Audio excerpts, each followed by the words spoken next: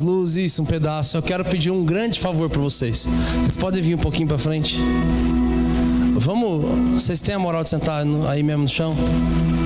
Tem cadeiras ali, mas acho que vai demorar tanto tempo a gente pegar. Vamos bater um papo aqui de Deus? Vocês estão com fome de Deus? Ixi. Vocês estão com fome de Deus? Vocês estão felizes? Tem alguém queimando aqui? Amém. Queridos, eu quero liberar algo para a sua vida. E sabe, muitas vezes a gente como pregador, eu vim com um entendimento hoje do Senhor. Se puder dar um pouquinho mais, galera do som, se puder dar um pouquinho mais de ganho para mim. Eu trabalho comigo aqui um pouco mais longe, sim. Ganho. É na mesa mesmo. Ganho. Primeiro botão de cima, lá em cima. Pá. Vou trabalhar mais aqui, ó. Então, pessoal, eu tenho uma noção que eu não estou trazendo uma palavra simplesmente para essa igreja, mas eu estou trazendo uma palavra para a igreja da cidade, para essa cidade. Isso, pode baixar um pouquinho. Eu estou trazendo uma palavra para essa cidade. E sabe, muitas vezes como aqueles que vão ministrar, ou aqueles que organizaram, aqueles que prepararam, muitas vezes nós temos desejo de que muitas pessoas possam receber isso. E muitas vezes a gente vê que talvez na nossa humanidade a gente pensa que não veio uma grande quantidade de pessoas que nós queríamos. Nós achamos que tal pessoa tinha que estar aqui. Mas sabe, eu aprendo com Jesus um dia entrando num complexo de 10 cidades e distritos chamado Gadara, e lá tinha um jovem que perturbava toda a cidade, e eles prendiam esse jovem com correntes. A Bíblia diz que esse jovem escapava das correntes. Era um demônio muito forte, na verdade era uma legião, e quando Jesus tem um encontro com ele, e ele é liberto dessa legião de demônios. E a situação que eu queria que você imaginasse a cena, você abrindo os olhos pela primeira vez, recém-liberto de tantos espíritos malignos. Eu sei que ninguém quer se imaginar endemoniado, né? Mas tipo, já é 100, tá ligado? Você tá abrindo o olho e a cena que você tá realmente vendo ali é porcos se jogando de um penhasco, uma cidade expulsando Jesus, porque esse é o segredo da história. Todo mundo quer que Jesus toque aquilo que está perturbando a cidade, né? Ele perturbava a cidade. Então os demoninhos a gente quer que Jesus toque, mas os porquinhos a gente não quer entregar. Então naquele dia Jesus, vocês conhecem a história, aqueles porcos começam a se jogar na ribanceira e a cidade começa a expulsar Jesus, porque aquilo era a renda principal deles. E naquele momento aquele jovem vê a cidade expulsando aquele que havia expulsado os demônios dele. E ele vai até Jesus e ele fala: por favor, me deixe contigo. Vai ser a primeira vez que você vai ver Jesus fazendo uma coisa. É a primeira vez que você vai ver Jesus negando um seguidor. Porque quando aquele jovem fala: por favor, me deixe contigo, Jesus ele fala: não, vá você e leve o que te aconteceu. Jesus está falando: não, vá você, que eu vou atrás. Vá você e leve o que aconteceu com você. Queridos, a sua primeira e a sua maior mensagem sempre vai ser aquilo que Jesus fez em você. Não é sobre o que ele fez com ele, ou com ele, ou com ele, mas é o que ele fez em você. Sabe, eu lembro de uma vez uma menina que chegou em mim e falou assim: Brunão, mas eu não tenho um testemunho. Eu falei: como assim? Todos nós temos. Ela falou: não, cara, fulano era drogado, o outro era outra coisa, outra era outra coisa. Cada um tem uma coisa terrível que ele já foi um dia. Eu nunca fui nada disso. Eu nunca fui ex-nada. Eu não sou ex-nada. Como é que eu vou ganhar os outros? Eu não tenho testemunho. Eu falei: cara, eu nunca desviei, eu nunca transei, eu nunca caí com ninguém, eu nunca fiz essas coisas. Meu testemunho é fraco. Eu falei: menina, cala a boca. O teu testemunho é o mais top de todos. Ela: como assim? Eu falei: leva o que te aconteceu. Dela: o que me aconteceu? Você vai poder levantar, olhar para uma geração e poder falar: o diabo nunca conseguiu me tocar. Esse é o maior testemunho de todos, cara. A gente carrega várias marcas de tanto chão e queda e tanta coisa que a gente teve. Cara, essa é uma das melhores coisas. Mas sabe, em 2006 eu estudei numa escola missionária transcultural. E lá eles tinham anais históricos de fatos antropológicos, de fatores de épocas da Bíblia, coisas que não estão na Escritura, mas que estavam sendo escritos naquele mesmo tempo. E eu estudei sobre a vida de um jovem que a Bíblia não fala o nome dele. A Bíblia, tanto a Bíblia quanto a história não cita o nome dele, mas fala que um jovem sozinho ganhou 10 cidades na região de Gadara. E provavelmente nós sabemos quem é esse jovem. Sozinho, 10 cidades. Sabe por quê? Deus, Ele não precisa de muitos. Ele precisa de um disponível, cara. Quando Ele encontra um disponível, isso é incrível. Então, queridos, aos olhos humanos, parece que eu não estou falando com a igreja da cidade de Atibaia. Mas espiritualmente eu sei, o Senhor, que Ele não precisa de muitos. Ele precisa de um disponível.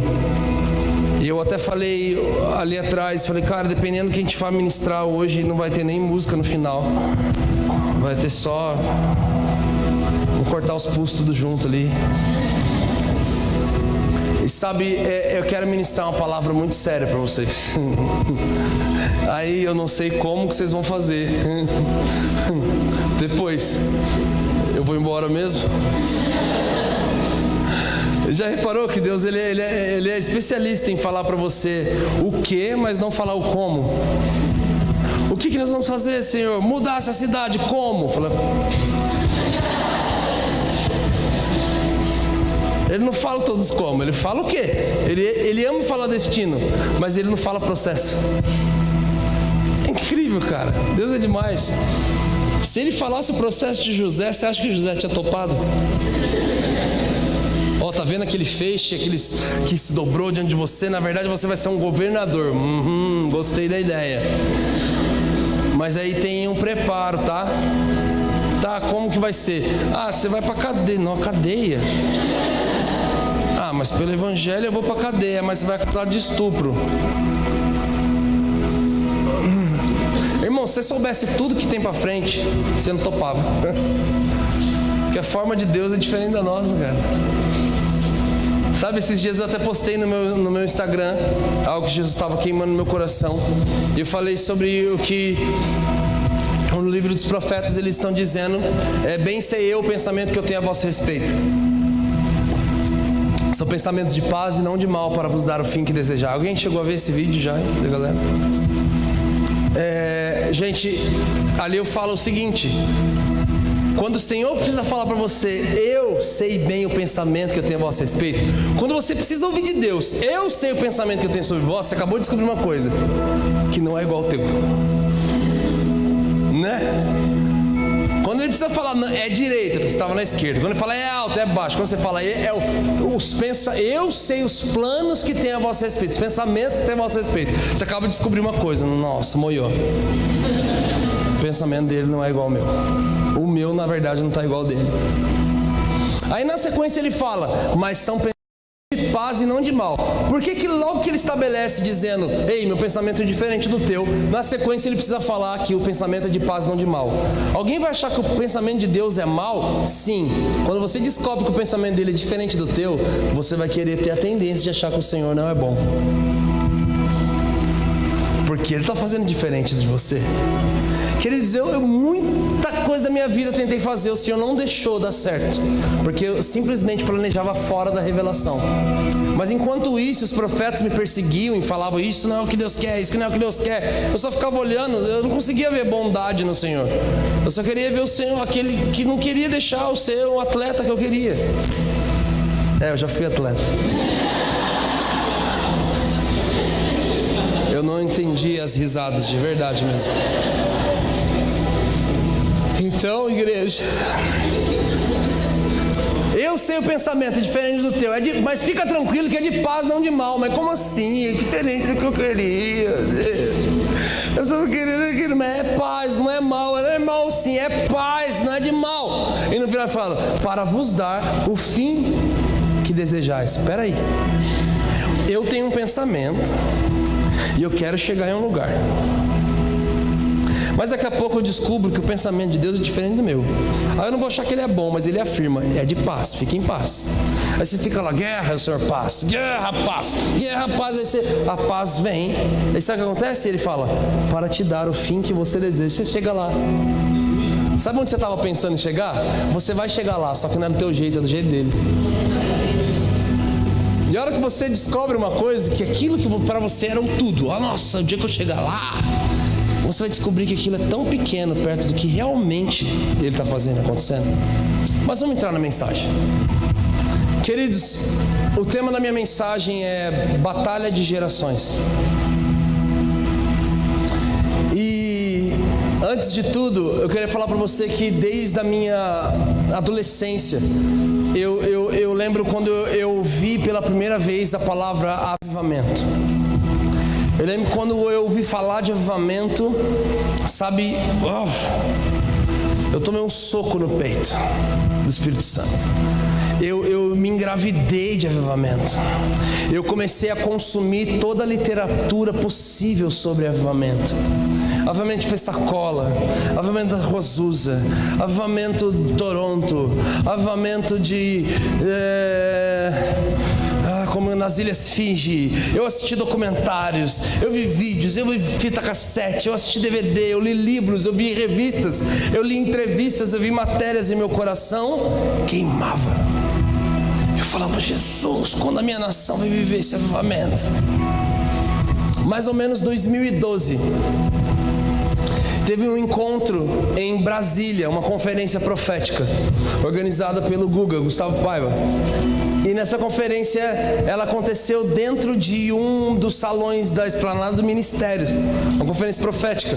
Veio alguns profetas de todo mundo e eles queriam entregar uma mensagem para a nação brasileira. E eles falaram, Jesus está voltando. Todo mundo, os sinais apontam a volta de Jesus. Antes da volta de Jesus, uma última onda de mover e avivamento vai se levantar e vai varrer toda a terra. Porque todos os últimos avivamentos aconteceram ou em Pensacola, ou em Fiji, ou em Toronto, ou no Canadá, ou na Argentina. A Argentina teve avivamento? Teve avivamento. Um grupo de jovens começaram a orar pela nação da Argentina anos atrás. Uma menina encostou o rosto na parede e começou a chorar pela nação dela. 6 horas depois tinha uma poça de lágrimas em volta daquela menina. E 6 meses depois não cabia pessoas em nenhum dos estádios daquele país. As igrejas não comportavam mais os seus cultos e as igrejas começaram a se unir pelo lado de fora, porque as igrejas estavam próximas, tinha tanta pessoa para fora que lá fora rolava outro culto e já não tinha mais placas naquela nação. Brunão, por que a gente não ouviu falar sobre esse avivamento? É exatamente por isso, porque eles guardaram tanto para eles e eles não enviaram para fora, que acabou. E queridos, eu comecei a ler tudo possível e esses profetas começaram a falar sobre os avivamentos que aconteceram em tal nação, em tal lugar, em tal cidade.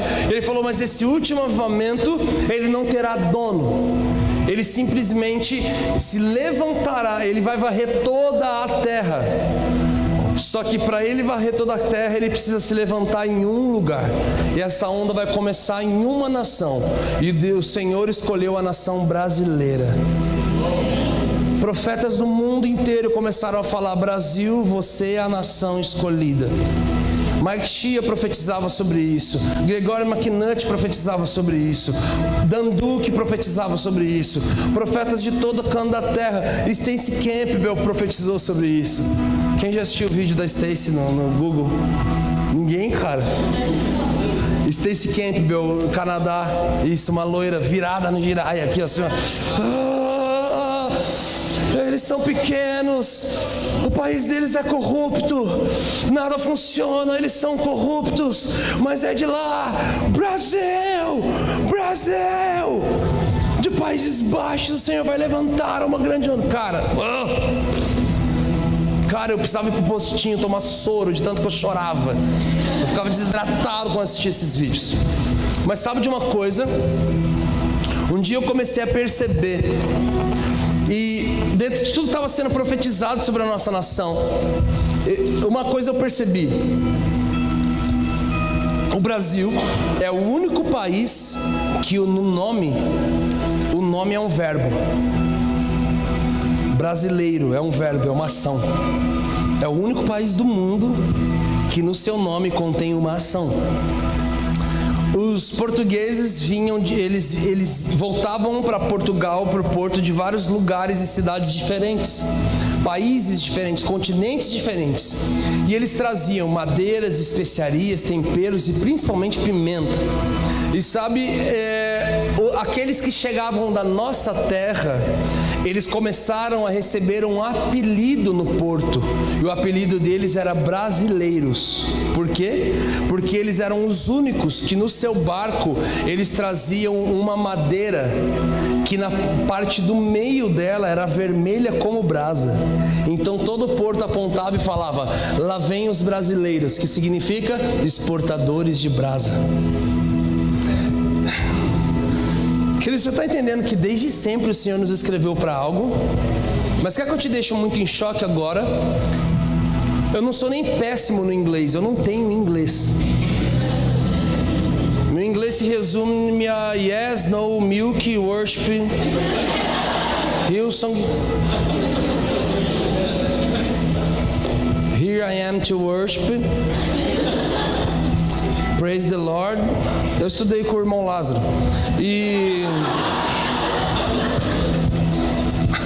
Mas ele se formou e eu não. Oh Lord.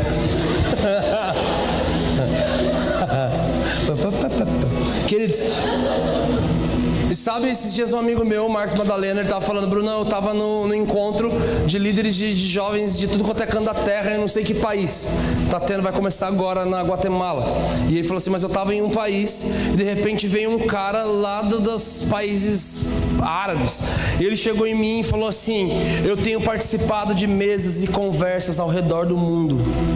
Todos os profetas têm falado sobre a onda que vai levantar da nação brasileira. As igrejas, nós estamos esperando a adoração brasileira, estamos esperando a palavra do Brasil. Nós queremos ouvir aquilo que Jesus está falando com vocês. Mas de todos os países, os que menos falam inglês, adivinha quem é? São vocês. E os que falam não sabem pregar, só sabem falar, mas não sabem pregar. Vocês não se prepararam para aquilo que o céu sempre quis. Para ajudar na Copa passada, em 2014, por saber que o Senhor tinha escolhido a nossa nação para algo, para mover algo nas nações, de uma junta missionária chamada Jocum, veio 35 mil missionários de fora. Você tem noção que é 35 mil missionários? Porque ouvimos que o Senhor vai usar aquela nação para começar algo, então nós vamos para lá. Mas e onde a igreja brasileira estava? Na frente da televisão, tomando um sacode de 7-1. Mas a nossa pior derrota não foi naquele jogo, foi no reino espiritual. Porque nós estávamos lá torcendo por um time, mas não estávamos movendo as águas daquilo que o Senhor estava falando sobre nós. Eu vim trazer uma grande consciência para nós, porque um dos grandes segredos de avivamento, quando eu fiz uma pergunta ao Senhor, eu lá no auge da minha gravidez, dos meus choros e lágrimas, que eles acordavam na madrugada chorando por isso. Eu orava por isso, eu acordava queimando nisso, eu ficava imaginando as pessoas das ruas sendo tocadas, eu ficava imaginando as pessoas, a minha sombra passando e curando as pessoas, eu ficava imaginando muita coisa, as aulas, e começou a acontecer algumas coisas que eram sinais. Eu falei: uou, eu poderia gastar horas aqui falando sobre as coisas que apontavam, as manifestações que Jesus fazia. Eu falava: está acontecendo. Cada foco me renovava a esperança. Mas um dia eu comecei a reparar que a Bíblia ela é toda condicional. Como assim, Brunão? Isso não anula a graça, mas exige uma resposta da terra. Por exemplo, eu comecei a reparar que todo si nas escrituras, toda palavra si mesmo, si, ela na verdade fala de uma condição. Como assim, Brunão? Se o meu povo que se chama pelo meu nome, tem duas condições aí. E ele se humilhar, então eu ouvirei do céu. Existe uma reação do céu em cima de uma ação nossa na terra. Então eu comecei a reparar que na verdade todo si falava de uma ação e reação. E queridos, eu comecei a reparar nisso até que um momento eu fiz uma pergunta para o Senhor e eu falei: Jesus, qual é o si do avivamento? Existe um si do avivamento? Existe uma condição, existe uma resposta nossa aqui na terra para que isso aconteça, para que o céu realmente se mova e libere algo sobre a nossa nação? Ele falou: você fez a oração certa. E o Senhor me levou para as Escrituras, e naquele tempo eu comecei a estudar átrio, santo lugar e santo dos santos. E quando eu cheguei no Santo dos Santos, eu descobri que lá tinha uma Arca da Aliança. Quem já ouviu falar da Arca da Aliança? Indiana Jones. Era a arca, era essa arca aí, gente. Não estou brincando. Estava em busca da arca perdida. Só que agora ela está em nós. E queridos, sabe o que acontece? Naquela arca tinham varões, ela era de madeira, ela era coberta com ouro, ela era de acácia, tinha as medidas certas, só que existia uma tampa. Dentro dela continha a vara de Arão, dentro dela tinha as tábuas da lei, dentro dela tinha os pães. E sabe o que acontece? Em cima daquela tampa tinha 2 anjos esculpidos. Esses anjos estavam com os joelhos dobrados de frente um para o outro, e eles estavam com os joelhos encostados uns nos outros. E em cima deles tinham 2 asas, na verdade 4 somando, 2 asas cada, enormes, e elas se encontravam na parte de cima. E a Bíblia diz que em alguma feita do propiciatório da arca saiu uma fumaça de nuvem de glória, a qual os sacerdotes e ministros não conseguiam ministrar. Tamanho era o peso da glória de Deus, que nós conhecemos como cabode. É o peso da glória de Deus. Sabe o culto chapação? Quem já experimentou num culto desse? É demais, cara. É o dia que tá todo mundo... teu irmão fritando igual peixe no chão, o outro tá chorando lá. É demais esse culto. O cara vem te dar uma palavra e fala assim: a sua vida. Aí você... porque você entendeu tudo. Você nem sabe como, mas você entendeu. É demais esse culto. É uma babeira, é um ranço. Você sai tudo lamecado. Dá até sinusite, sabe? Quem chorou de dar sinusite, velho? É demais, cara. É a melhor dor na terra. Você tanto chorar, tá tudo entupido do culto. É demais. Esse culto é incrível. Só que essa palavra glória no Velho Testamento, ela significa isso aí: cabode, peso da glória de Deus. Mas a palavra glória no Novo Testamento, a mesma palavra, ela já não é mais cabode, agora ela é doxa. E o doxa significa opinião de Deus. O doxa não te joga para o chão, mas ele muda a tua mente. O doxa, ele não faz você fritar igual o peixe, mas ele faz você andar igual gente. Ele te faz entender aquilo que o céu está liberando. Então o doxa e o cabote são a glória de Deus. Se ele quiser manifestar o poder dele, a gente vai chapar. Mas se ele quiser manifestar a glória dele como opinião do céu, que é o que eu creio que ele vai fazer nessa noite, essa opinião, ela tem o poder de mudar as nossas vidas. E queridos, deixa eu te falar uma coisa. Sabe, o Senhor falou comigo que o segredo do si do avivamento estava muito ligado no propiciatório da arca. Eu falei: como assim? Ele falou assim: Bruno, presta atenção. Tinham joelhos encostados, asas encostadas, e esse intervalo dos joelhos e das asas daqueles anjos esculpidos se chama propiciatório. E era dali que a glória fluía. Jesus falou comigo: presta atenção, tem algo muito celeste aí. Falei: tem, as asas. Falou: aham. E tem algo muito terreno aí. Falei: tem, os joelhos. Eu falei: esse é o segredo. A hora que os joelhos de vocês se unirem aí embaixo, por um mesmo propósito eterno aqui em cima, a glória vai fluir pela nação de vocês. Eu falei: Jesus, então o si do avivamento se chama unidade? Ele falou: sim. Eu falei: moiô. Já ouviu falar em mulheres que têm depressão pós-parto? Sabe uma coisa que existe, mas ninguém fala? Existe também a depressão pós-manto. Após esse manto, eu fiquei péssimo. Queridos, a resposta do céu me tirou toda a esperança de avivamento na terra. De verdade. Eu falei, Jesus, vamos trocar uma ideia. Eu não sei qual é o teu relacionamento com o Senhor. Eu não sei se você é mais formal. Eu não sei se você é mais despojado. Eu não sei o que você entende ou não como reverência. Mas eu amo a história do Luciano Subirá, que quando adolescente, um amigo chegou na casa dele, ele falou, cara, tô orando aqui, chega aí. O Luciano estava no quarto dele orando, a hora que o amigo dele chega, ele tá lá de cueca no quarto dele orando. Não imagina, tira da mente. É o Luciano Subirá, vamos respeitar. Ele tá lá orando de cueca no quarto dele, o amigo dele entra e fala assim, cara, você tá de cueca? Ele falou, tá de uma canção. Ele falou assim, como assim, cara? Se você ir num fórum, esse papo do fórum já me incomodou muito, velho. Na boa. Se você ir num fórum, você não pode entrar nem de bermuda na frente do juiz. Aí ele falou assim, essa é a minha diferença e a tua. Dele o quê? Você vê Deus como um juiz, eu vejo ele como pai.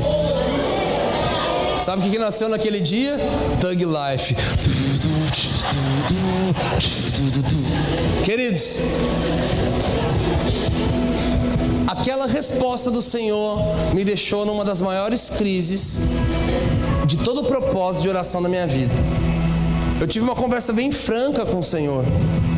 Eu não vou nem tentar repetir, porque você vai escandalizar talvez, se você nunca brigou com Deus. Eu falei, Jesus, peraí, deixa eu te... Sabe, você não quer falar, mas você está querendo falar, deixa eu te mostrar umas coisas que você não está vendo. Eu falei, Jesus, a placa já separou que o teu sangue uniu. A treta está solta. A gente não caminha junto. A gente não gosta por causa das nossas opiniões. Não é nem por causa do doxa, não é por causa da opinião de Deus que a gente treta. É por causa das opiniões nossas que a gente não caminha junto. Porque a gente não pensa nem oferta do mesmo jeito, a gente não pensa dízimo do mesmo jeito, a gente não pensa premissa do mesmo jeito, a gente não pensa salário, a gente não pensa honra do mesmo jeito. Deus já está ao osso. Falei, Senhor, o Senhor me mandasse caminhar por toda a nossa nação, convencendo todas as pessoas no final do culto, para a gente amputar um pedaço do dedo, para o Senhor tocar e mudar toda a nossa nação. Eu tenho certeza que eu ia ser muito convincente. Eu ia convencer as pessoas, porque a gente prefere perder parte do corpo a ter que se unir com o corpo de verdade. Queridos, eu fiquei 15 dias sem orar, 15 dias sem lágrimas nos olhos, 15 dias sem ler a Bíblia, 15 dias sem buscar, 15 dias querendo desviar. Falei, já que é essa condição, não vai acontecer nunca esse trem. Deixa quieto então, deixa eu ver qual que é o país que ele vai fazer isso, e eu tento mudar para lá.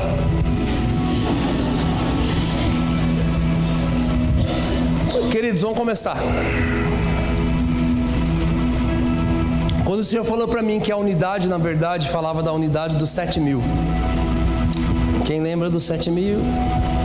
7.000, 3.000, 4.000, 5.000, quem dá mais? 7.000.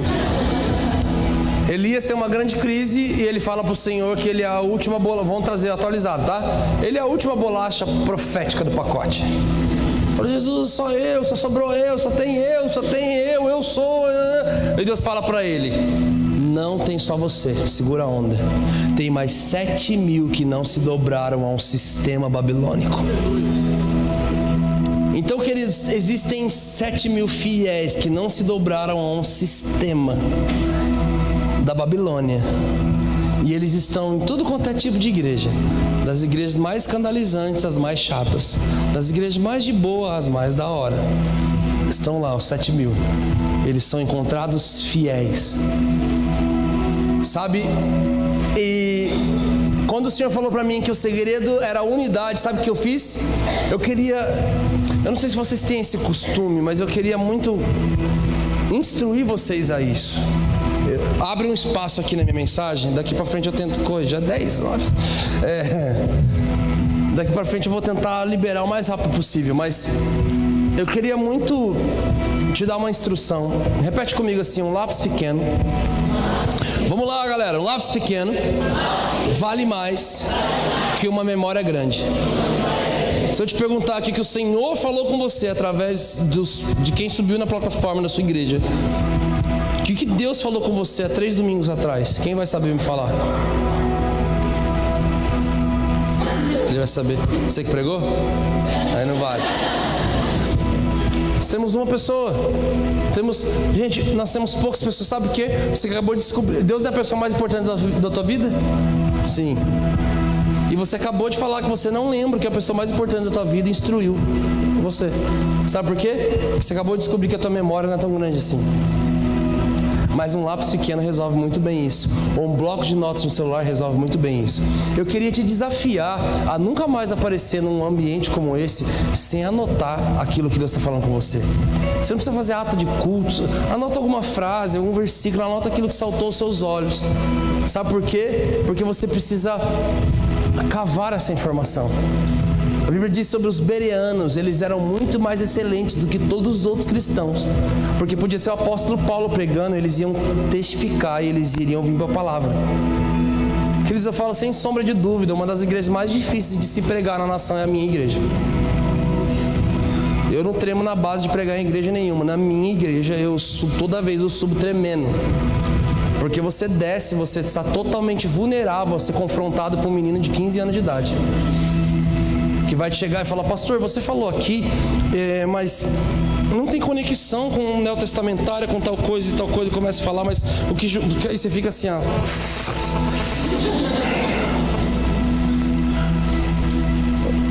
Sabe? Porque eles anotam, eles buscam, eles estão perseguindo a informação, eles estão sendo chatos. Eu lembro até hoje, que eu falei no culto: a igreja é um hospital. E porque o Senhor cura as feridas e tal. Acabou o culto, a menina chegou em mim e falou assim: pastor, eu não acho que a igreja seja um hospital. Eu já super humilde falei: é o que então? Ela falou assim: eu creio que a igreja é um exército, e todo exército tem uma enfermaria para enviar os seus soldados doentes, curá-los e voltá-los dele para a guerra. Eu fiquei assim, ó. Vamos ver essa informação aí. Então eu queria te falar uma coisa hoje. Igreja, a igreja é um exército.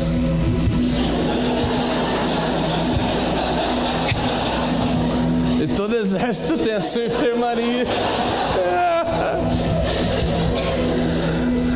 Mas vamos lá. Eu queria te desafiar de verdade a, de alguma forma, anotar alguma coisa.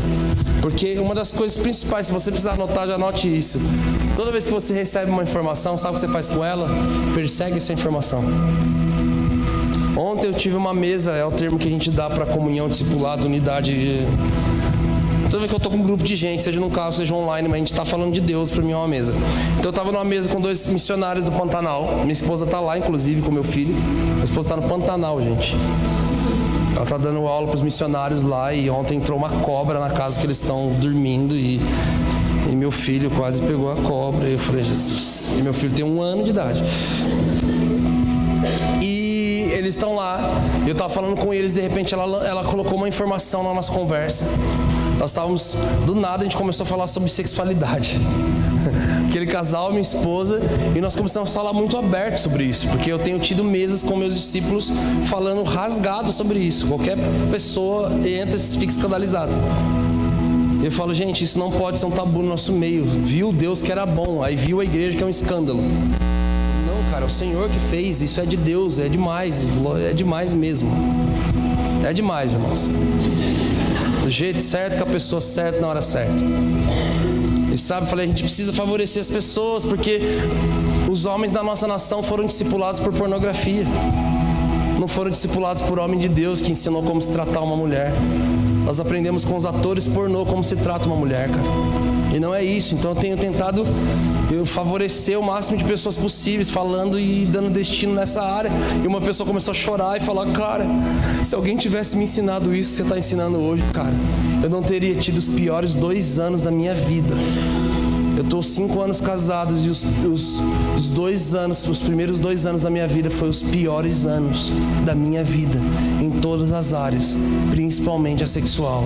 Cara, muito obrigado por falar sobre isso, fala mais. Nós estávamos falando, de repente ela falou uma informação, e eu falei: uou, Hoje eu já acordei na madrugada, já mandei mensagem para ela, falei assim: por favor, me manda o artigo, me manda os dados, me manda a raiz etimológica, me manda tudo, eu quero saber tudo sobre essa informação. Eu quero ler, sabe por quê? Porque quando você recebe uma informação, persiga essa informação até que você encontre a revelação. E quando você encontra a revelação, você persegue a revelação até que você encontra a aplicação. E você vai começar a aplicar isso na sua vida, na sua casa, seus negócios, escola, por onde você for, você vai começar a aplicar essa revelação que veio através de uma informação. E quando você encontra a aplicação na sua vida, e agora aquilo faz parte de você, agora aquilo é uma cultura no seu meio, sabe o que você vai fazer? Você vai encontrar a transferência.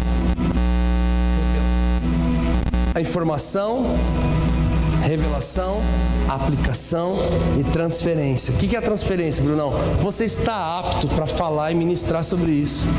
Quando você falar, os corações vão queimar, porque você fala de algo que você vive, você não fala de algo que você leu. E essa é a diferença de você ler e saber e você ler e viver.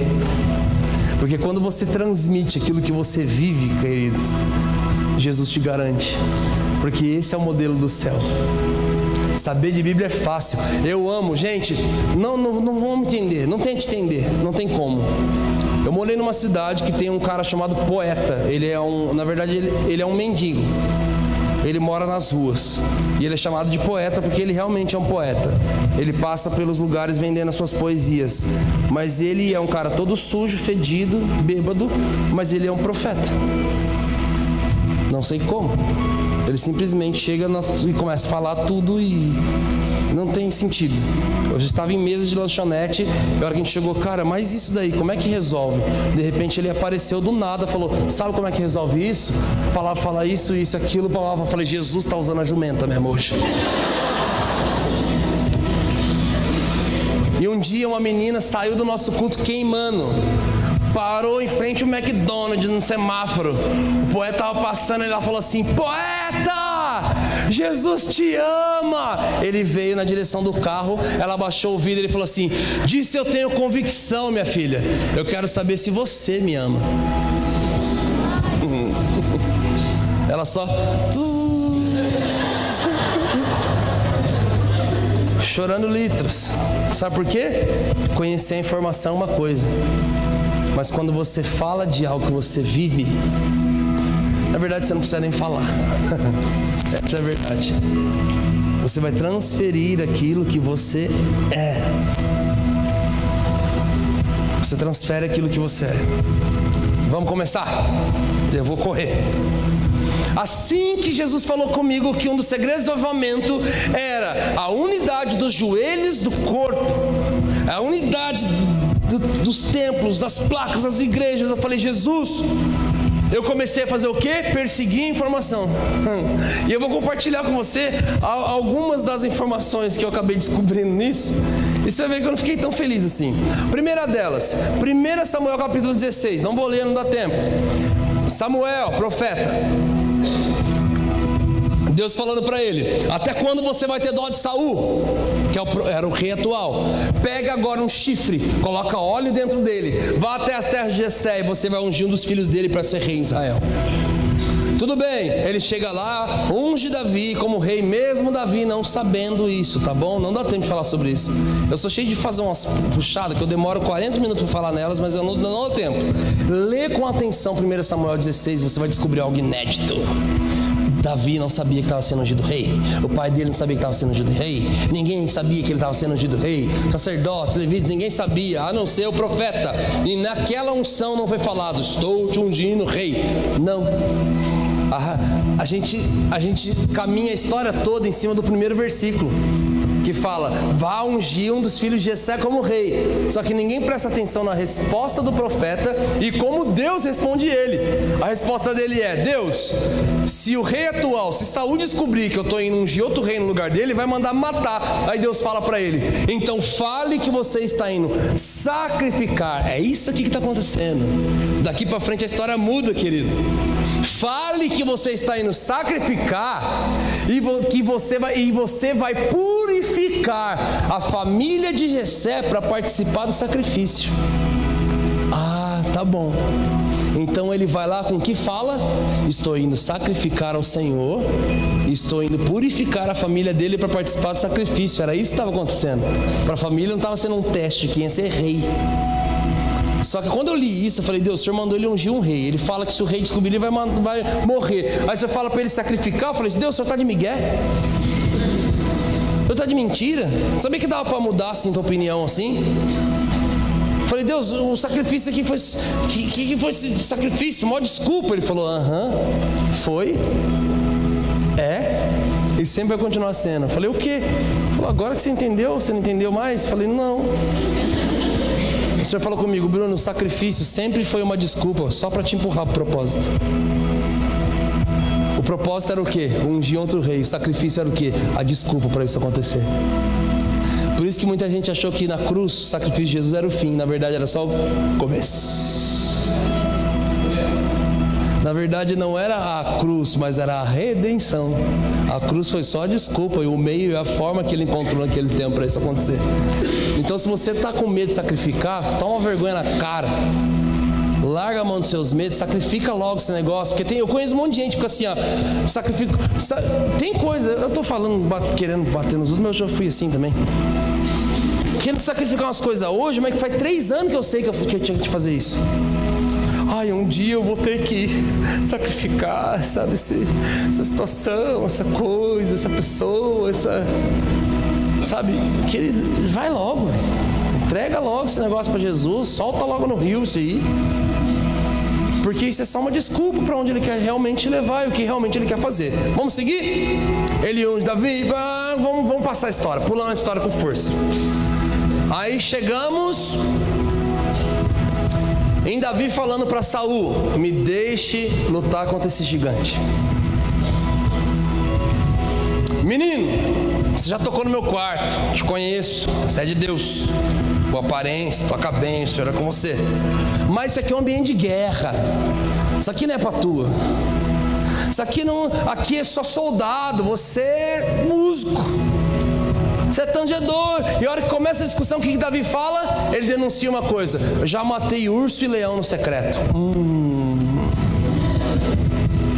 Sabe o que está acontecendo aqui, queridos? Saul, ele representa uma geração mais velha. Davi representa uma nova geração. E sabe o que acontece aqui? Quando Davi fala da onde ele veio, não tem como, Saul reconhece, porque ele sabe que uma verdadeira nova geração, ela só pode nascer num lugar, no secreto. Quer que eu te prove que a nova geração verdadeira nasce no secreto? Olha o jeito que acontece com o dia que Jesus, ele se levanta, porque ele está indo na direção de uma menina que está morta num quarto. E é a filha de Jairo. Jesus, ele se levanta por causa dessa menina. Só que no meio do caminho, uma mulher mais velha, sangrando há 12 anos. Presta atenção. Jesus se levantou para encontrar uma menina. Gente, a mulher na Bíblia, ela representa a igreja. Ele está indo encontrar uma igrejinha de 12 anos, novinha, representa uma nova geração. Aonde? No quarto. No meio do caminho, quem que aparece? Uma mulher mais velha, sangrando há 12 anos. E o toque dela é tão forte de fé no Senhor, que o Senhor para tudo. Eu aprendo muito, gente, com a geração mais velha. Eu aprendo muito mesmo. Enquanto nós queremos simplesmente sentir a presença de Jesus, essa mulher, ela entendeu que ela precisava tocar em Jesus. E quando ela toca em Jesus, Jesus sentiu a presença dela. Isso mudou minha vida. Eu falei, cara, eu vou no culto para sentir a presença de Deus. Eu falei assim, Deus está vindo no culto para sentir a minha presença. Ele quer falar, alguém me tocou. Não, mas tem muita gente aqui. Não, mas alguém me tocou. Eu senti ele. De mim saiu virtude, eu senti alguém. E queridos, o que acontece é que a geração que nos antecede, eles fizeram tantas obras, mas eles se machucaram tanto, por isso eles estão sangrando. Mas eles não são curados mais no secreto, porque a recompensa pública muitas vezes nos rouba do secreto. Eu me lembro até hoje, queridos, eu tinha 13 anos de idade, 14 anos de idade, quando eu descobri o Senhor no meu quarto. Eu tive meu encontro com Jesus no meu quarto. Eu acordei 3h30 da madrugada, 3h14 da madrugada, e eu não conseguia falar português, eu só falava língua estranha. Eu estava cheio do Espírito Santo, eu estava louco, eu gastava agora os meus sábados virados na presença de Jesus. Gastava a minha vida para sentir aquele toque novamente. Mas sabe, dentro desse quarto o Senhor me ensinou a tocar, a cantar, Ele me deu palavras, Ele me ensinou a pregar, Ele me ensinou a liderar, Ele foi me ensinando tanta coisa. E eu precisei exercer tanta coisa fora desse quarto, e isso se chama recompensa pública do Mateus 6,6. Só que quanto mais recompensa pública, menos pro secreto você quer voltar. Por isso que aqueles que perderam o secreto, eles não são curados mais nele, mas eles são curados publicamente. E Jesus cura uma mulher mais velha, uma geração mais velha publicamente. E assim que Ele cura essa geração publicamente, sabe o que acontece? Jesus, Ele vai na direção da onde? Da igrejinha mais nova, a nova geração no secreto. E quando Ele está lá, a Bíblia diz que todos que estão lá fora choram porque ela estava morta. E queridos, todo mundo fala isso de uma nova geração. Todo mundo fala isso de uma nova geração. Queridos, eu sou filho de um pastor que ele perdeu a conta de quantos cadeirantes já levantou através do ministério dele. Eu já vi meu pai colocar a mão sobre muito cego enxergar, surdo ouvir, gente vomitar câncer, pessoas ser curadas de HIV, cadeirante levantar, gente com paralisia cerebral, toda torta e começar plá, plá, plá, plá, estralar e ficar sã e falar: oi, a família, você está falando oi, gente, e casar e ter filho e acontecer um monte de coisa, eu já vi tudo isso. Então era muito normal eu ouvir do meu pai: na minha época. Eu estou lá fazendo uma coisa com o Jorge, não, mas na minha época. E aí eu vi que eu estou ficando tio também agora, porque eu já tenho a minha época também. Porque agora eu vejo a molecada, meus sobrinhos, meus meninos brincando com o iPad na mão. Nunca jogou um peão na vida, nunca arrancou um dedão do tampão do dedão, na verdade, nunca ralou o joelho, nunca. Eu falei, você fala, mano, vou jogar um peão. Ele fala, qual é o nome do aplicativo, tio? E eu falei, o que a gente fala? Nossa, molecada morta, mano. Na minha época, eu tava aqui, ó. E sabe de uma coisa?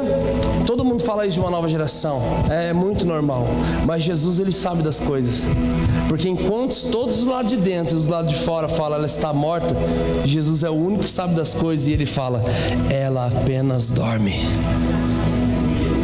E Ele fala, Talita, cumi, menina, levante. E sabe, eu creio que se tem alguém aqui que representa uma nova geração e que muitas vezes você realmente está adormecido, se realmente tem sentido muita fraqueza, se realmente alguém tem olhado para você e falar, cara, é muito morto esses caras. Eu só queria falar uma coisa para você: você apenas dorme e hoje à noite o Senhor vai te acordar. Nós temos um alarme que tem o poder de te acordar, mas nós não temos o poder de te levantar da cama. A palavra de hoje é um grande alarme para a nossa geração e para a nossa cidade. Mas nós não temos o poder de te levantar da cama. Eu estou aqui hoje, eu não estou aqui segunda. Eu não estou lá no teu quarto. O alarme vai ser tocado, o despertador vai vir. Jesus vai falar, acorda, levante. Aí é uma resposta tua. Queridos, vamos voltar lá para Saul e Davi. Já matei urso e leão no secreto. Então tá bom, pode funcionar, pode trabalhar, pode lutar contra esse gigante. Posso? Pode, só com a minha armadura. Como é? Com a minha armadura. Então eu posso fazer o que eu vim fazer, mas não do meu jeito, do teu. Exatamente isso. Unção significa capacitação para o cumprimento de um propósito. A armadura significa proteção para o cumprimento desse propósito. Saul está falando, Davi, pode fazer, mas vai do meu jeito, não do teu. E aí eu preciso trazer cura, porque isso já aconteceu muito comigo. Eu preciso trazer cura para muitos corações. Sabe por quê? Porque eles não fazem isso por mal. Eles não fazem isso por mal. Eles estão querendo nos favorecer. É a nossa primeira batalha. Ele está lutando faz 20 anos já. Eles estão fazendo isso há muito mais tempo que a gente. A gente não inventou essa roda. Eles estão fazendo isso há muito mais tempo. Então eles não estão fazendo para nos prejudicar, estão fazendo para nos favorecer. Ele está querendo falar, olha, eu quero que você vá e você esteja protegido. Só que acontece uma coisa, aquela armadura não serve em mim, não é do meu tamanho. Gente, imagina quantas lutas que Saul foi ter e o braço não ergueu totalmente. Então ele tinha um martelinho de ouro 24 horas dele. Ele fala, arruma aqui, ó. Eu quase tomei na cabeça. Ó, volta aqui, chama o cara lá. Porque, olha, eu fui agachar, tá pegando aqui na coxa. Arruma. Foram muitos ajustes para o funcionamento de um propósito. Capacitação, proteção e ajuste de um cumprimento de um propósito. Então o que ele está fazendo, na verdade, ele está querendo favorecer mais uma pseudo nova geração, uma falsa nova geração. O que ela quer fazer? Ela quer ir para o Facebook postar, ela quer ir para o Facebook tretar, ela quer ir para o Facebook desonrar a geração que veio antes dela, falando, não estão nos deixando trabalhar, não estão nos deixando funcionar, tem que ser tudo do jeito deles, eles perderam tempo, eles perderam as atualizações do céu. Ele quer, queridos, a nova geração verdadeira, que nasce no secreto e que tem batalhas no secreto, assim como Davi, que está apto para uma recompensa pública na frente de um Golias. Sabe como que a nova geração se posiciona? Ela se submete, porque no verso seguinte você vai ver Davi, sabe como? Dentro daquela armadura, sabendo que não é para ele, que não dá para ele, que não é a dele, mas sabe o que ele faz? Ele se submete. E quando Davi se submete, sabe o que acontece? A denúncia do Facebook, sem precisar denunciar, sem precisar escandalizar, sem precisar ferir, sem precisar tretar, sem precisar desonrar, sem precisar se rebelar. A submissão dele denuncia aquilo que ele queria falar. Sabe o que acontece? Ele vai dar um passo. A Bíblia diz que ele não consegue dar nenhum passo direito. Então o rei olha e fala, o menino não consegue funcionar desse jeito. Mas vamos lá, menino, pode fazer do teu jeito. Que maravilha! Ele só ouviu isso depois dele ter se submetido. Pode funcionar do teu jeito, vai lá. Ele se submeteu, ele tentou, eu vi. E a nova geração cumpre muito bem o papel dela, que é o quê?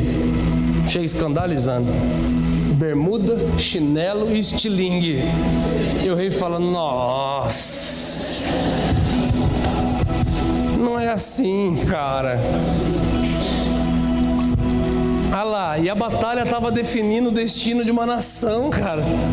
E ele vai lá, e ele vence do jeito dele. Mas primeiro ele aprendeu a se mover em algo que não era dele. Ele obedeceu e se submeteu. Quem está entendendo? Querido, você está reparando uma coisa? Eu falei que o segredo do avivamento é a unidade. Mas depois Jesus só começou a me mostrar a treta. A hora que eu fui buscar a informação da unidade, falei, então eu vou ler sobre unidade. Olha o que Jesus começou a mostrar. Começou só a mostrar briga, guerra de geração. Vamos para outra. Olha aqui que legal. O que acontece aqui? Os trabalhadores da vinha de Mateus. Isso está em Mateus capítulo 20. A Bíblia diz que o reino dos céus é como um senhor que sai cedo pela manhã. Presta atenção, pega essa história aqui. Ele sai cedo pela manhã, uma parábola que Jesus está contando. Ele sai cedo pela manhã e ele contrata trabalhadores para trabalhar na sua vinha, ou seja, para colher, para grande colheita. E ele combina com eles um dia de salário. Fala, vou pagar para vocês um dia de salário. Vamos colocar uns 100 conto. É um denário, 100 conto. Vou pagar um dia de salário para vocês. E aí o que acontece? A Bíblia diz que eles começam a trabalhar. Só que lá para as 9 horas da manhã, o dono da vinha, ele contrata pessoas desocupadas numa praça. E ele fala para elas virem trabalhar na colheita e vai pagar para elas o que for justo. Ao meio-dia ele faz a mesma coisa. Às 3 da tarde ele faz a mesma coisa.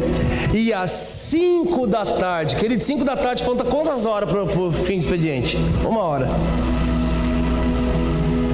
5 da tarde, faltando 1 hora para acabar a colheita, ele contrata jovens desocupados numa praça. É assim que a Bíblia diz. E ele ainda pergunta para eles: por que vocês estão desocupados? E eles falam: porque ninguém nos contratou, ninguém nos ativou. A gente está aqui. Então ele vai e contrata esses jovens ocupados. Aí, queridos, já acaba com muitas pregações que me feriram durante minha adolescência. Falava: Deus não chama ninguém desocupado. Falando em Mateus 20, chama. Que pecado é esse? Que ele chama estuprador, chama corrupto, e não chama um moleque que só jogava um videogame, andava de skate. Ele chama quem ele quer, quando ele quer, do jeito que ele quer, porque ele quer. Pronto. Mas eu queria que você enxergasse uma coisa, queridos. Começa a pensar cada horário desses, 6, 9, 10, 3 e 5, como gerações. Aí você vai entender essa parábola. Você vai entender que tem os trabalhadores da primeira hora. Eles estão fazendo isso aí, ó, há muito tempo, querido. Eu estava assistindo TV Colosso, os caras estavam expulsando demônio. Tem gente aqui que não sabe nem o que é TV Colosso. Tem que trocar a piada. Você está assistindo Pokémon. Já rola, né? Chaves não vale, que é eterno, velho. Chaves é atemporal, se renova a cada episódio. Gente, você estava brincando de Barbie. Você estava aprendendo a jogar joguinho na velha. Os caras já estavam batizando um monte de gente. Trabalhadores da primeira hora. Se existem trabalhadores da primeira hora, também tem os das 5 da tarde. Que significa o quê? Os da última geração. A última geração representa a nova geração. Então, se tem trabalhadores da primeira hora e tem da última, se você começa a enxergar esses horários como geração, você vai ver que o término dessa parábola, Jesus termina dizendo que quando ele fala para o seu servo ir pagá-los a recompensa, ele fala: pague-os, mas pague os que chegaram primeiro. Olha como que Deus é. Pague os que chegaram primeiro. Não, pague os que chegaram por último. Paga a molecada agora. Paga a molecada que chegou agora. Pague eles, da última que chegou 5 horas da tarde, primeiro, e por último, você paga aqueles que começaram primeiro. Aí a Bíblia diz que quando o seu servo vai acertar com eles, os que chegaram agora, começaram agora, né? Meninada, fez um vidinho no YouTube. Compartilhou um negocinho lá, cantou uma musiquinha, e daqui a pouco o que acontece? Vem a recompensa. E o Senhor fala: pague eles. E a hora que ele chega, o que ele dá? Um dia de salário, sem conta. A Bíblia diz que os trabalhadores da primeira hora ficaram olhando e falando: nossa, se os moleques chegou agora, tá ganhando isso, imagina a hora que chegar a nossa vez. E a hora que chega a vez deles, sabe quanto que eles ganham? 100, um denário. Queridos, vocês conhecem essa história? Você sabe daqui pra frente o que acontece, né? Briga, treta, briga, confusão. Queridos, vamos falar humanamente. Para quem começou agora, para quem está há muito tempo, você acha isso justo? Eu não acho. Humanamente falando, não é justo. E é a forma de Deus ensinar a justiça dele. Ele está falando: a justiça é minha, é do meu jeito, eu faço com quem eu quero, a hora que eu quero. Ele está praticamente, sabe o que acontece? Começa uma briga nessa parábola. E ele falava que os trabalhadores da primeira hora se levantam e falam assim: mas eles chegaram agora, estão recebendo tanto que foi combinado para nós. Sabe o que acontece? O servo que está distribuindo a grana: só estou trabalhando. Não teve a crise do combustível aí? O que eu vi de vídeos dos caras trocando valor, todo mundo xingando o cara? Ele falou assim: senhor, só estou trabalhando. Foi o chefe que mandou. Eu não queria aumentar o valor, não. Sabe o que acontece? Não, só estou trabalhando. Então ele sai de fora. E aí quem que entra? O dono da vinha. O dono. E ele fala para eles: por um acaso eu sou mentiroso? Por um acaso vocês são invejosos? Por um acaso eu descumpri aquilo que eu combinei com vocês? Para a primeira geração ele fala que vai pagar um dia de salário. Para a última ele fala que vai pagar o que for justo. E essa é a justiça de Deus. Ele iguala. Ele faz do jeito dele. Só que sabe o que eu queria ensinar para vocês? Que nessa parábola, a nova geração, sabe onde eles estão? Quietinho. Eles estão indo pro Facebook postar. Tá vendo o que Deus está fazendo com a gente? Eles demoraram anos, a gente fez só um vídeo no YouTube. Não, eles estão quietos, porque eles honram e eles respeitam. Mesmo eles mesmos não entendendo que a justiça de Deus é trazer uma recompensa. Sabe por quê? Sabe o que a Bíblia diz? Vocês colherão de uma colheita que vocês não plantaram, vocês não semearam. É isso, querido. Tem gente que tem ministrado adoração na nossa nação há anos. Eles estão lá na igreja, eles caminham aqui, um ali, mas de repente vem uma menina de 19 anos de idade, faz um vídeo, a nação olha e fala: meu Deus, o que ela carrega? E vai. Fica todo mundo olhando. Eu imagino, querido, eu imagino. Deve ser terrível. É a justiça de Deus, é o jeito que Ele faz. Mas a nova geração, ela está quieta.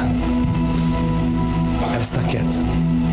Mesmo um dia, Deus dando autorização para Davi tocar e ferir Saul, a Bíblia diz que ele só rasga as vestes.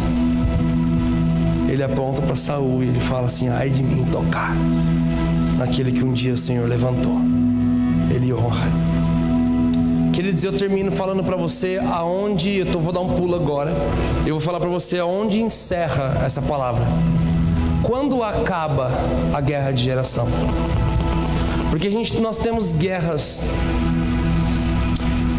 entre as placas, só que dentro de cada placa tem a mesma guerra, que é essa aqui, a batalha de geração. E se a gente aprender a trabalhar dentro, o fora vai ficar bem mais fácil. O fora vai ficar muito mais fácil. Queridos, precisamos ir para a história de José. Lembra o colorido? Da roupa colorida? Adolescente, mano. Coisa de adolescente. Tava lá, todo colorido. Tinha as cores que os irmãos não tinham. Sabe quem José representa? Ele é o filho mais novo do pai. Então ele representa o novo do pai. E aquele que é novo do pai, tem o favor do pai. O que os seus irmãos querem fazer com ele? Matá-lo. E quando seus irmãos querem matar o novo do pai, um dos irmãos surge como um herói na história e fala: não vamos matar não, galera, vamos vender. Ele seria um grande herói por não ter matado, só que o seu heroísmo acaba no seu nome. Como que é o nome do irmão que fala não vamos matar? Judá. Sabe o que significa Judá? Louvor. Sabe quem que vendeu o novo do pai? A galera do louvor. Desde aquela época até hoje, quem tem vendido o novo do pai é a galera do louvor. Só que o novo do pai, ele é vendido e ele vai para frente e o novo do pai governa. Ele se torna o governador do Egito. E quando seus irmãos vêm, porque agora eles estão necessitados, o resumo da história, bem pulando assim, é que quando seus irmãos vêm, ele coloca o ouro, ele faz os irmãos parecerem ladrão, ele vem. Aí ele tem uma exigência deles, eles falam assim: traga-me o pai de vocês, porque o novo ele quer ter um encontro com o pai de novo. Só que ali no meio dos irmãos, mais pra frente, que ele pede, é uma exigência que ele tem, vem Benjamim. Benjamim agora é o filho mais novo do pai. Ele agora é o novo do pai. E ele tem uma exigência: eu quero o pai de vocês. Eles, tudo bem. E ele fala assim: mas por favor, me traga Benjamim. Eu quero ficar com o mais novo de vocês. A Bíblia diz que naquele momento, um dos irmãos entra na frente e defende Benjamim. E fala: por favor, nosso pai já perdeu o filho mais novo antes. Fique comigo no lugar dele. Sabe quem que é? Judá, cara. O mesmo que vendeu o novo do pai lá atrás é agora aquele que está protegendo o novo do pai. Sabe como que é o nome disso, igreja? Diga comigo, segunda fogueira.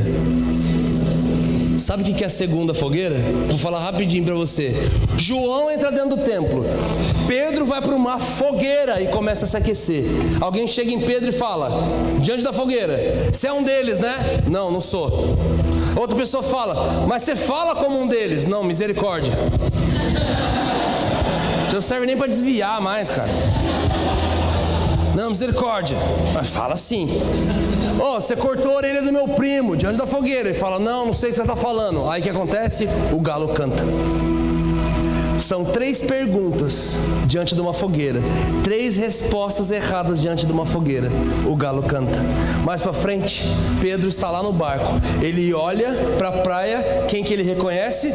Jesus. Ele pega a sua capa, que é a autoridade e ministério, de volta, pula na água, vai na direção de Jesus nadando com todas as suas forças. Quando ele chega lá, o que tem? Jesus, pão, peixe e uma fogueira. Jesus fez uma fogueira. Sabe qual é o nome dela? Segunda fogueira. E na segunda fogueira, sabe o que Jesus faz? 3 perguntas de novo. Tu me amas? Tu me amas? Tu me amas? Eu queria falar com você que já deu resposta errada para o Senhor. Você que já respondeu ao céu. Jesus vai preparar o mesmo ambiente. É uma segunda fogueira e dessa vez ele está nela. E as respostas que você já errou lá atrás, num tempo de graça e favor, ele vai te dar a oportunidade de responder novamente, cara.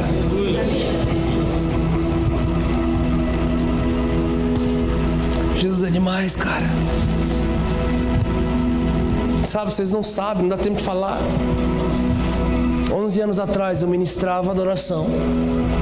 Eu já pregava a palavra. Eu já liderava jovens. Mas eu caí. Eu peguei uma corda para me suicidar. Deus fez uma loucura, um rebuliço na minha vida. E eu só achava uma coisa: eu nunca mais vou poder pregar, nunca mais vou poder tocar, nunca mais vou poder ministrar adoração. Eu nunca mais vou poder viver as promessas que Ele tinha falado para mim. Sabe, o Senhor preparou o mesmo ambiente, com as mesmas perguntas. Eu pude responder diferente. E hoje está eu aqui, fazendo a mesma coisa de antes. E a glória da segunda casa é muito maior que a primeira. Eu acredito que Jesus vai proporcionar uma segunda fogueira para vários ministros de adoração da nossa nação que venderam um novo do Pai.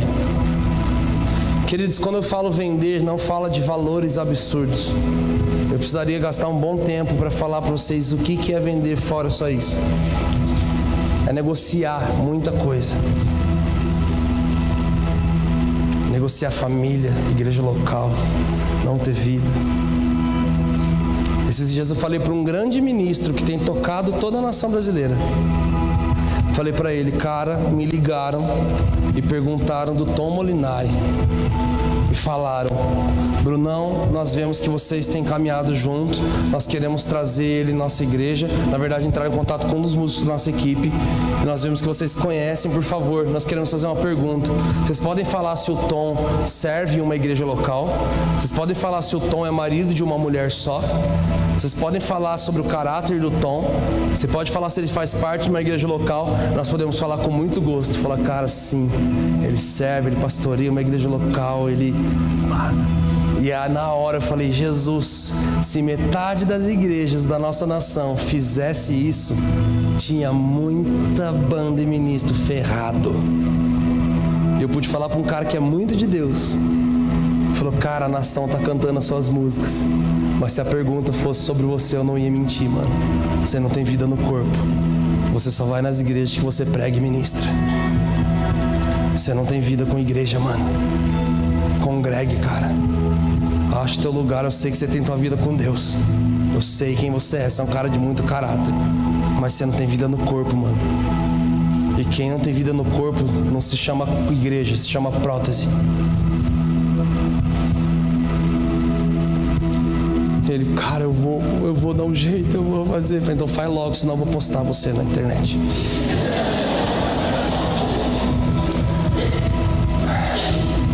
Queridos, vocês estão me entendendo? Vou encerrar. Quando aquele que vendeu o novo do Pai agora é o que protege. Um dia Jeremiah Bausen estava ministrando sobre nós e ele falou assim: e os ministros da nação de vocês que se perderam, a galera que se venderam, que se corromperam, todo mundo que o sucesso subiu para a cabeça, a fama subiu para a cabeça, todo mundo tal. Eu falei assim: eu desafio vocês a orar e falar: Jesus, renove as canções dos lábios deles. Todo mundo Eu chorei muito, porque eu falei: Jesus, eu nunca orei para o Senhor renovar a canção dos lábios eu tenho uma lista gigante na minha boca. Simplesmente eu não quero ser como eles, não quero ter o fim que eles tiveram, mas eu não tenho orado para o Senhor renovar a canção dos lábios deles. E hoje eu tenho orado falando: Jesus, prepare a segunda fogueira para os homens que me incendiaram. Mas hoje eu olho para eles, assim como em Lucas 14, 27 diz: aqueles que virem as estruturas do que vocês queriam construir, mas não virem a conclusão, eles irão zombar de vocês.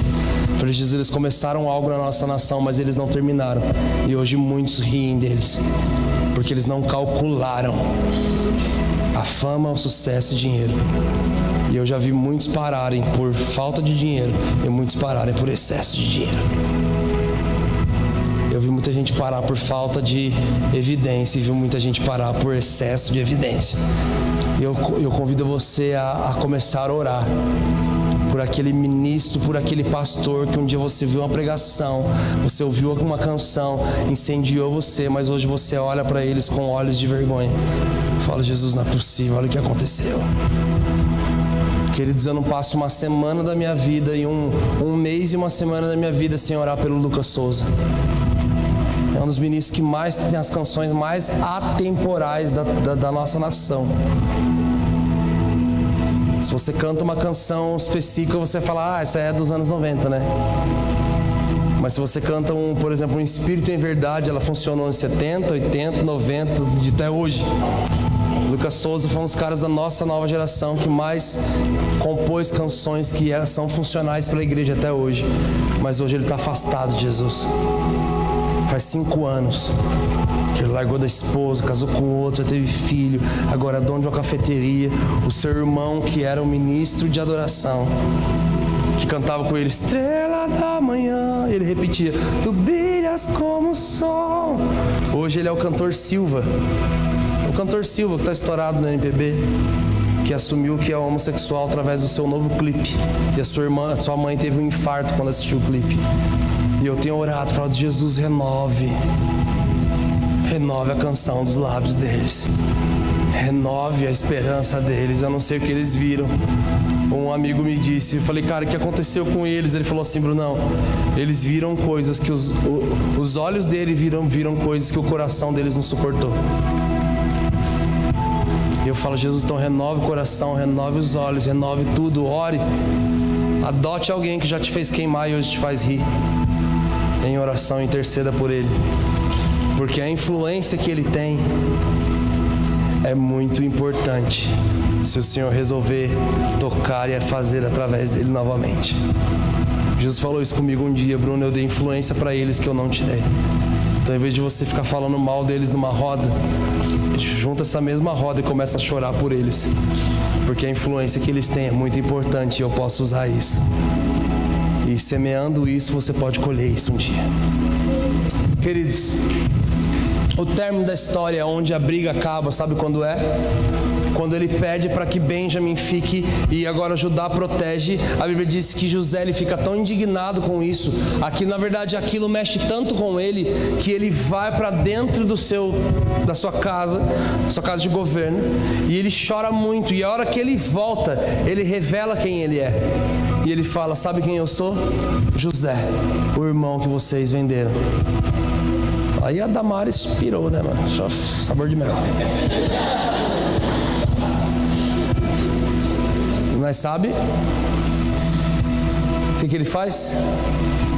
Quando seus irmãos vêm pedir: isso aqui é José, irmão.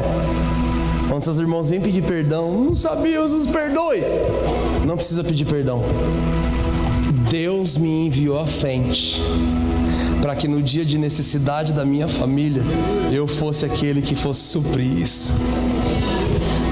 Já reparou que todo filho mais maltratado numa casa, no fim do dia dos seus pais, ele é o que mais está lá do lado?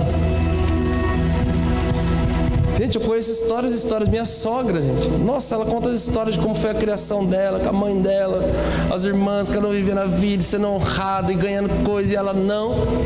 E hoje que a mãe está muito necessitada, a única filha que cuida dela é ela. Queridos, a hora que ele se revela, os irmãos pedem perdão e acontece tudo isso que eu falei. Na sequência, a Bíblia diz que José ele vai na direção de um de seus irmãos para abraçá-lo. Adivinha quem que ele abraça?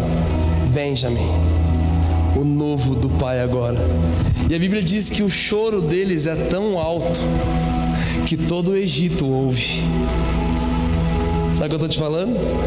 Quando aquele que carregou o novo do pai vir na direção daquele que carrega o novo do pai agora, quando as gerações se unirem e chorarem juntos, a Bíblia diz que o choro deles é tão alto que todo o Egito, todo mundo ouve. Sabe qual é o nome disso para mim? Avivamento. Quando os joelhos se encostarem para um propósito eterno aqui em cima, a minha glória vai fluir. E eu queria te desafiar nessa noite a sair daqui tendo a consciência de quem você é. Jesus, se eu faço parte de uma geração da primeira, segunda ou terceira hora, mas não sou da última, eu preciso olhar como o Senhor olha, e eu preciso favorecer essa geração. Porque quando eles falam que eles não foram contratados, é porque ninguém da minha geração geralmente ativou eles. Queridos, para encerrar, esses dias eu fui numa cidade, eu passei uma cidade que eu já morei. O Espírito Santo falou comigo assim, ó, entra dentro daquela loja e tem um tempo de comunhão em mesa com o dono dela. Eu falei, nossa, ele é meu amigo, meu colega, o dono daquela loja, mas uma loja de instrumento. Eu falei, Jesus, mas ele não crê no Espírito Santo. A denominação deles não crê no Espírito Santo como eu creio. Eu falei, vai ser complicado isso aí. Ele entra, eu entrei. E aí, tudo bem, tudo bom?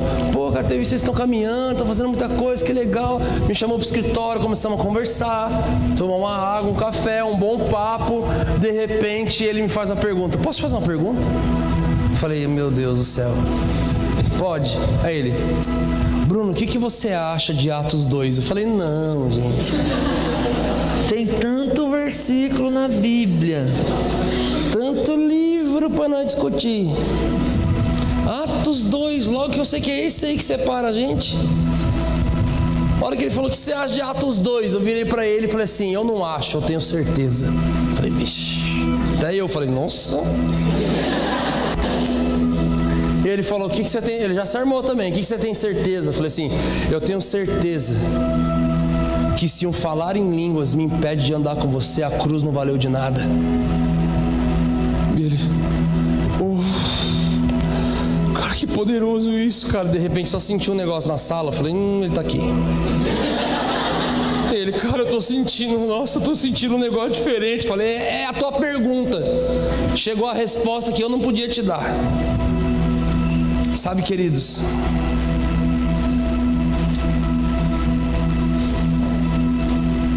o que nos separa,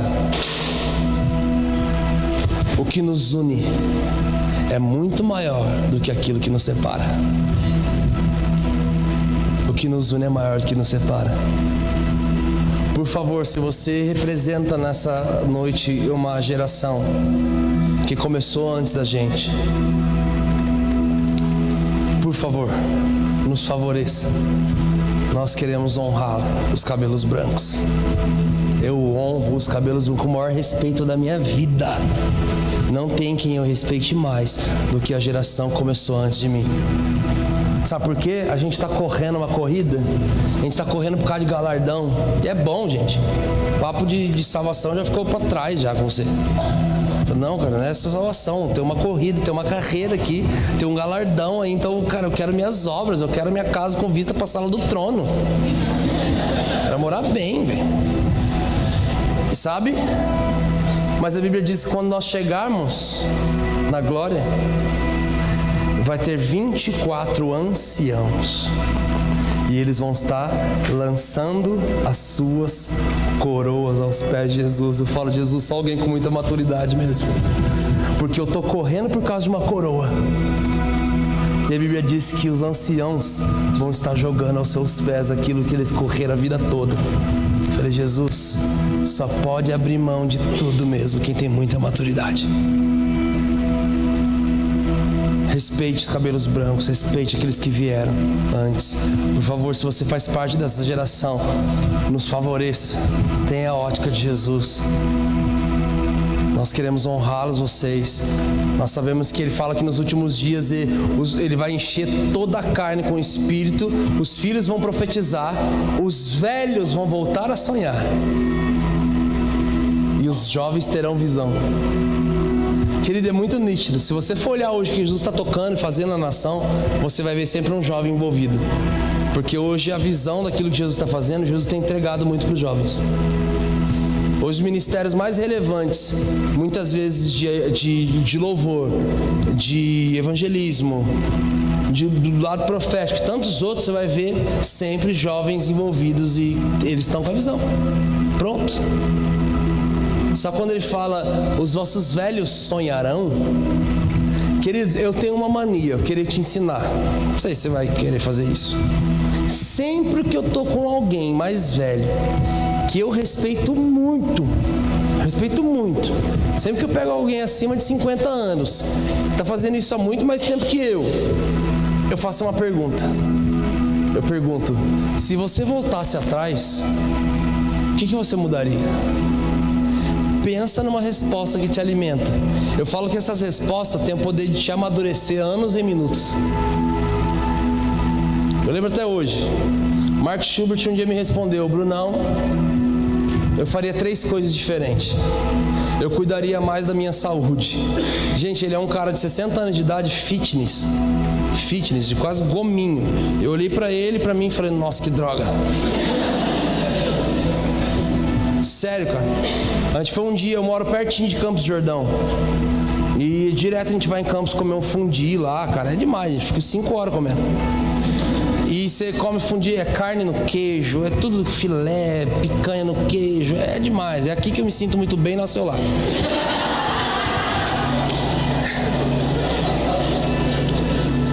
Só que no final eles trazem um tacho de chocolate com frutas, irmão. E a gente aqui, ó. E daqui a pouco o Mark, nós estávamos com algumas pessoas, ele falou assim, não, é a minha dieta. Mano, dieta, mano, fundir, irmão, o que você sabe fazer de dieta? Ele falou, não tô comendo, só o grelhado, ele não molhou nada no queijo, ele só comeu na chapa, pá. De repente ele falou assim, sobremesa, Mark, todas as frutas. Ele falou assim, não, eu trouxe... Na verdade eu preciso passar depois em uma... Ele não estava participando do rodízio. Eu preciso passar em uma loja de frutas. Ele é americano, mas fala português. Ele falou assim, eu preciso pegar, porque na minha dieta hoje eu preciso comer de 7 a 8 morangos. E aí uma das pessoas que estavam com a gente falou assim, tem um monte de morango aqui no rodízio, só pegar nosso. Aí ele falou assim, eu não estou participando do rodízio, eu acho que Jesus não vai se agradar. Eu já falei, nossa. Eu falei, meu Deus do céu, cara. Eu falei, ainda bem que não fui eu que ofereci. Gente, a pessoa que ofereceu, ela queria enfiar a cabeça dela dentro do chocolate, assim, ó. E na sede de falar, o que me impede de ser batizado? De novo. Sabe, pensa no cara íntegro, cara. Eu falei, meu Deus. E ele falou, eu cuidaria mais da minha saúde. Eu jamais falharia no meu sacerdócio, nos meus devocionais com Jesus. Isso porque ele é um cara que faz não sei quantos anos, mais de 30 anos que ele não falha nenhum dia. falou: eu jamais falharia na minha leitura e busca pelo Senhor diariamente, como eu já falei alguns dias nesses anos. E eu falei: Jesus, já falei alguns anos nesses dias.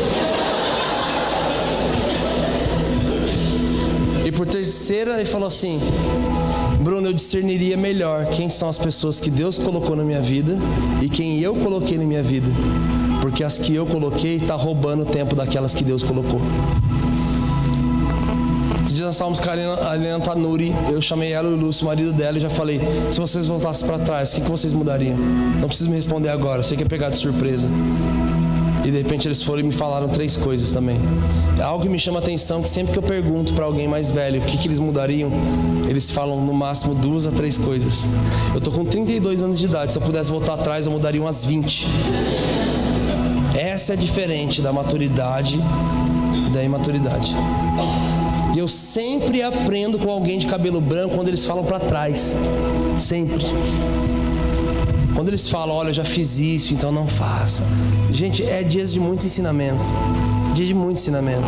Eu sou pai de 2 crianças. A Helena e o marido dela olharam para mim e falaram assim: Bruno, uma das coisas que a gente faria, a gente brincaria mais com os nossos filhos. Cara, eu já queria chorar já. Falei: Deus, eu tô com um filhinho de 1 ano. Tô viajando a nação toda e quando eu chego eu tenho tanta gente para discipular. Eu tenho uma igreja para cuidar, eu tenho... E ele falou assim: a gente entenderia que criança é criança. A gente já reprimiu muitas brincadeiras dos nossos filhos. Que a gente achava que estava criando um robô e é criança.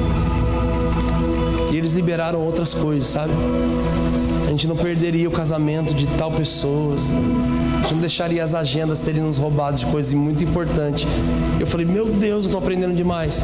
Sabe por quê? Eu sempre aprendo com alguém de cabelo branco quando fala para trás. Só que a Bíblia diz que nos últimos dias os velhos irão sonhar, eles vão conseguir falar para frente. Só existe uma forma deles voltarem a sonhar: se eles descansarem. E quando eles descansam, eles favorecem e passam o bastão. Pega isso aqui: Davi sonhou com um templo.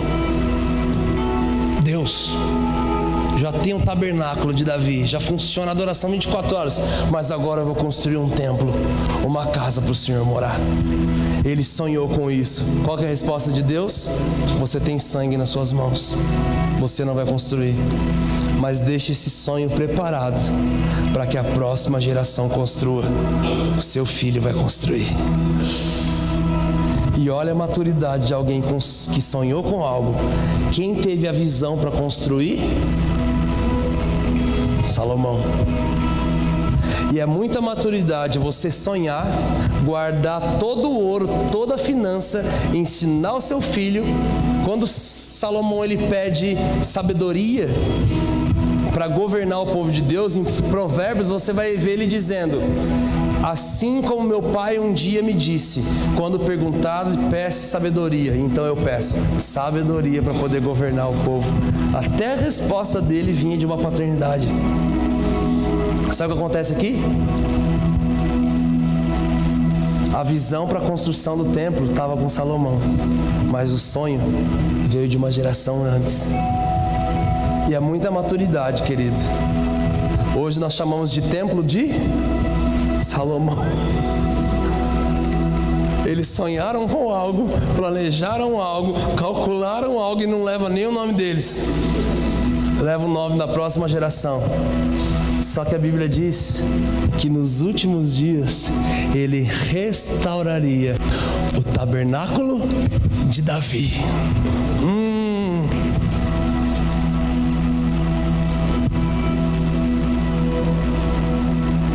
Se você representa uma nova geração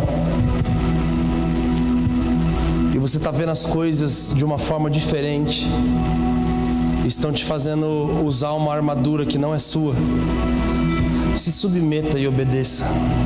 Não vai para o Facebook postar não,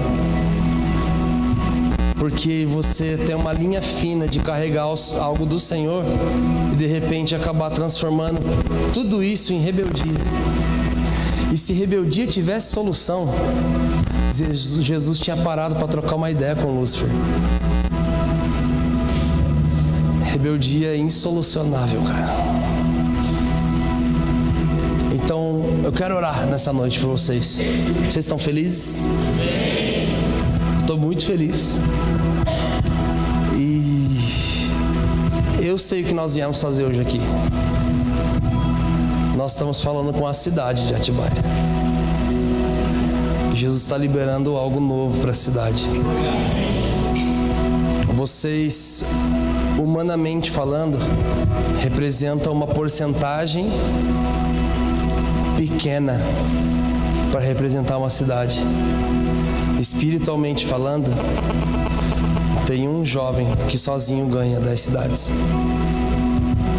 Vocês têm uma grande responsabilidade de levar por aí tudo que vocês ouviram hoje. Honre aqueles que vieram e fazem isso antes. E que essa cultura de honra, ela saia para fora das 4 paredes, ela encontre a igreja dessa cidade, e que as juntas, as ligas, o corpo do Senhor aqui nessa cidade possa se unir e possa se levantar como uma só igreja. Mergulhe em Jeremias, Neemias, Esdras. Na verdade, Jeremias, Esdras e Neemias. Capítulo 3 de Esdras, você vai ver que eles tinham uma missão desde o capítulo 1, que era reconstruir a igreja daquela cidade. E a igreja daquela cidade não tinha placa, tá? É a igreja de Jesus, é o templo. E eles se juntam. No capítulo 3, a Bíblia diz que depois do 7º mês, todos eles se juntaram como se fossem um só homem. Um povo se juntar como se for um só homem é muito do Senhor. Eu quero, com muito temor do Senhor, liberar algo e falar que nos próximos 7 meses serão meses de uma grande construção e tratamento do Senhor nas igrejas dessa cidade. E que vocês têm cara, que não era para você estar aqui. Porque agora a Bíblia diz que Deus não leva em consideração o tempo de ignorância. Sabe o que significa? Enquanto você não sabia, tá de boa, mas agora você sabe, você tá ferrado. Você sabe.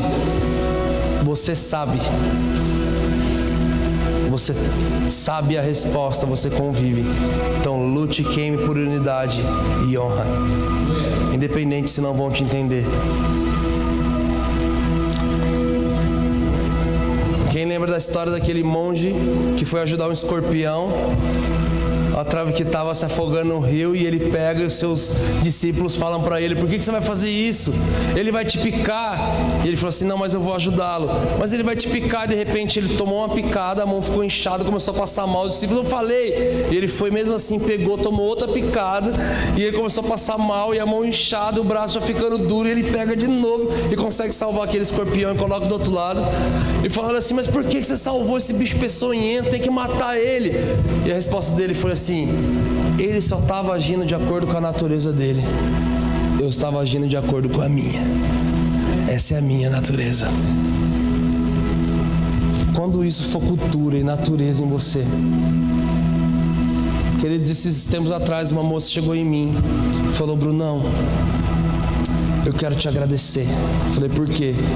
Ela falou assim: porque faz muito tempo que eu te conheço, e várias das vezes que eu te vejo, eu falo mal de alguém. E eu falo propositalmente. Eu já falei mal de muito pastor, muita banda, muito cantor, muita igreja, muito ministério. E você nunca partilhou daquilo que eu falei mal. Você nunca concordou com aquilo. Você até concordava, falava assim: olha, isso realmente faz sentido, mas você precisa enxergar outra coisa. Ela falou assim: Bruno, você sempre tentou trazer uma ótica de paz, uma ótica de céu. Falou: eu quero te pedir perdão, porque eu vim propositalmente várias vezes tentar te fazer pecar. Porque o meu desafio era ver você falando mal de alguém. E eu quero te agradecer por todas as vezes que eu vim falar mal de alguém. Você mudou os meus olhos e você me fez enxergar de uma outra maneira. E ela começou a chorar, e eu chorei mais ainda, porque eu falei: Jesus, é difícil mesmo, é treta. Os outros me conhecem, estão tentando fazer de propósito.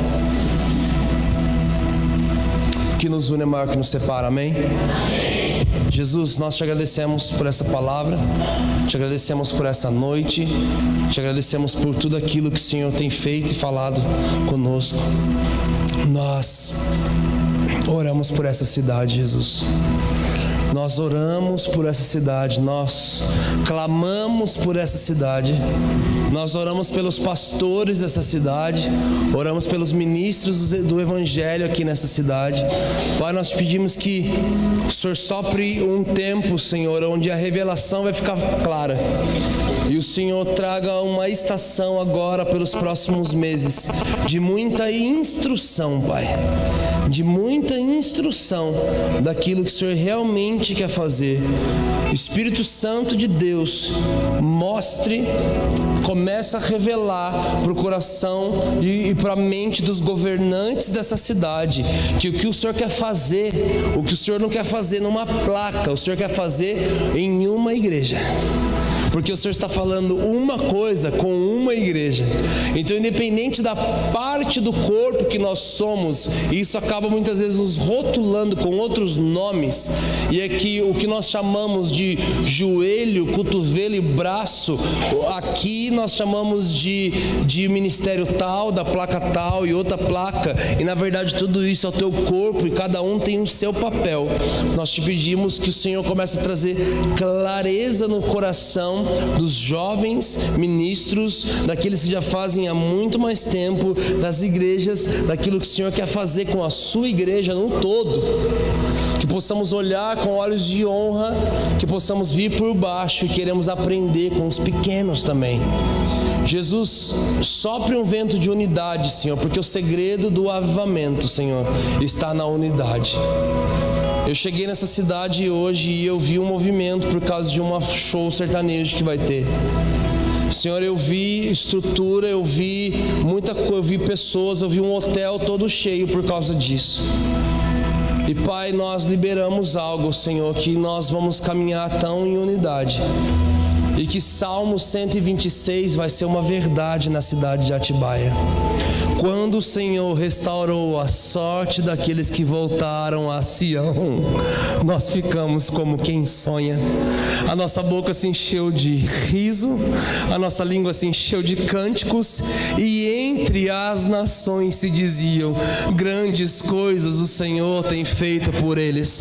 Com efeito, grandes coisas o Senhor tem feito por nós, e por isso nós estamos alegres. Senhor, o escândalo de uma igreja, uma placa nessa cidade é o escândalo da nossa igreja. A fraqueza de uma placa nessa cidade é a fraqueza da nossa cidade. Senhor, a queda de um líder da nossa cidade é a queda do nosso corpo. Nós não lucramos e ganhamos com nada disso. Pelo contrário, nós perdemos não andando, porque nós lemos a mesma Bíblia, queremos ir para o mesmo céu, e muitas vezes não andamos dessa forma aqui. Então, em nome de Jesus, sopre sobre nós esse espírito de unidade. Senhor, somente com olhos e somente com amor nós conseguimos viver isso, Senhor. Então eu peço que o Senhor derrame amor, faça-nos olhar como o Senhor olha, faça-nos sentir como o Senhor sente. Que as nossas madrugadas e manhãs de oração possa conter nomes e ministros e lugares, Senhor, que muitas vezes não fazem parte da nossa igreja local, mas nós vamos estar orando, intercedendo para que eles possam receber a parcela deles, a porção deles, daquilo que o Senhor está tocando e fazendo aqui. Senhor, em nome de Jesus, nós profetizamos que os hotéis dessa cidade, eles se encherão por causa do mover que o Senhor vai fazer aqui. E porque os reis e sacerdotes virão, assim como a palavra ministra, Senhor, em Salmo 63, se os reis, as nações verão e os reis virão. Senhor, que governantes de toda a nação possam vir ver aquilo que o Senhor está fazendo na igreja dessa cidade. É o que em nome de Jesus nós pedimos e desde já nós te agradecemos. Talita cumi. Vocês não estão mortos, só estavam dormindo. Que a gente possa agora levantar e reinar e governar para a honra e glória de Jesus. Quem concorda com isso, diga amém. Amém. Aplauda o Senhor. Deus abençoe a vida de vocês.